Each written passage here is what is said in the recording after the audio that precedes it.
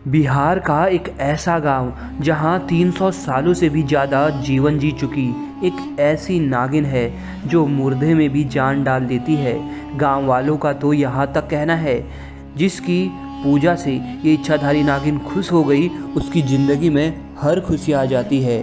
बिहार के बख्तियारपुर में बसा एक ऐसा गांव जो सिर्फ इस इच्छाधारी नागिन के लिए जाना जाता है। तो दोस्तों, वीडियो शुरू करने से पहले जो भी महादेव के सच्चे भक्त हैं, हर हर महादेव का जयकारा कमेंट बॉक्स में ज़रूर लगा दें। दोस्तों, बिहार के बख्तियारपुर से करीब 25 किलोमीटर दूर एक जंगल के पास नागिन का एक अनोखा चमत्कारी मंदिर है। कहा जाता है कि इस मंदिर के नागिन में इतनी ताकत है कि यह मरे इंसान में भी जान डाल देती है। ऐसा ही चमत्कार घटा इसी गांव में रहने वाले 16 साल के राजू के साथ। राजू जब करीब 14 साल का था तब एक कारखाने में आग लग जाने के कारण उसके माता पिता की मृत्यु हो गई थी। राजू की एक छोटी बहन थी जो करीब 13 साल की थी और एक छोटा भाई जो करीब 8 साल का। अपने दोनों भाई बहनों की देखभाल की जिम्मेदारी राजू पर ही थी।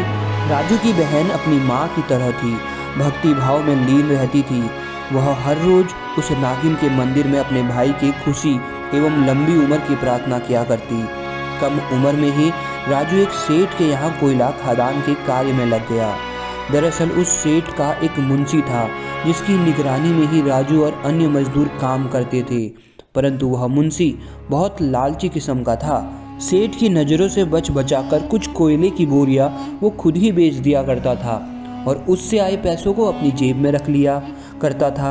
एक दिन सेठ ने जब बही खाते पर नज़र डाली तो उन्हें कुछ गड़बड़ी लगी और उन्होंने मुंशी को कहा कि कुछ बोरियों की हेरफेर हुई है। अगर तुमने पता नहीं लगाया कि गड़बड़ कहाँ है तो मुझसे बुरा कोई नहीं होगा। मुंशी डर गया। फिर उसने सोचा, अगर मैं सेठ को गुमराह कर दूं और चोरी का इल्ज़ाम किसी मजदूर पर लगा दूं तो शायद मैं बच जाऊंगा। और अगले दिन उसने अपने 2 खास आदमियों से कहकर रातों रात कुछ कोयले की बोरियों को एक रमेश नाम के मजदूर के यहाँ रखवा दिया और अगले दिन सेठ को कहलवा दिया कि हमने चोर पकड़ लिया है। रमेश एक गरीब मजदूर था और राजू का अच्छा मित्र भी। राजू के सामने सेठ ने उसे बहुत मारा और नौकरी से निकलवा दिया। राजू जानता था कि उसका दोस्त रमेश निर्दोष था, परंतु उस समय वह कुछ कर नहीं सकता था। एक दिन राजू जब काम कर रहा था तो उसने देखा कि कोयले की सभी बोरियां तो ट्रक में सेठ की स्टोर की तरफ जा रही है, परंतु 4 बोरियां अलग से इस प्रकार रखी है कि वह सबकी नज़रों में ना आए।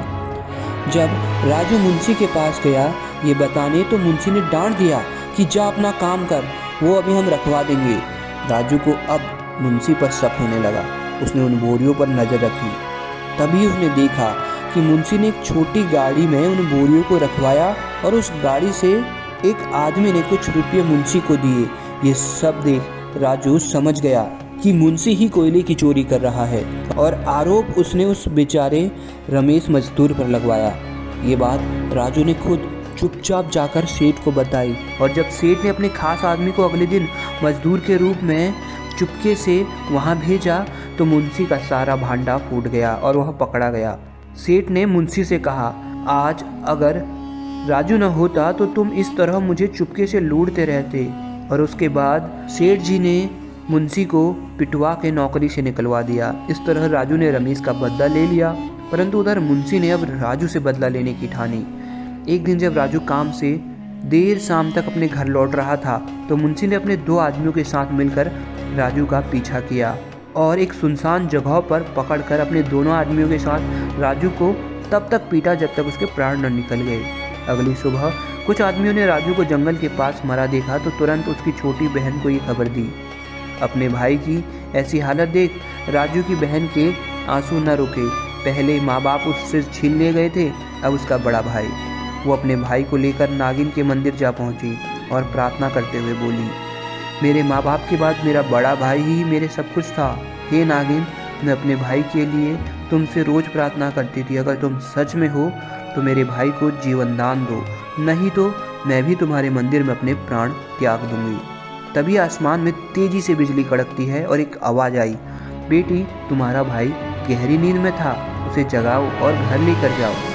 तभी राजू की दोनों आंखें खुलती हैं और वह अपनी बहन से बोलता है कि तुम ऐसे क्यों रो रही हो। अपने भाई को जिंदा देख राजू की बहन खुशी से उसे गले लगाती है और नागिन को भी धन्यवाद देती है।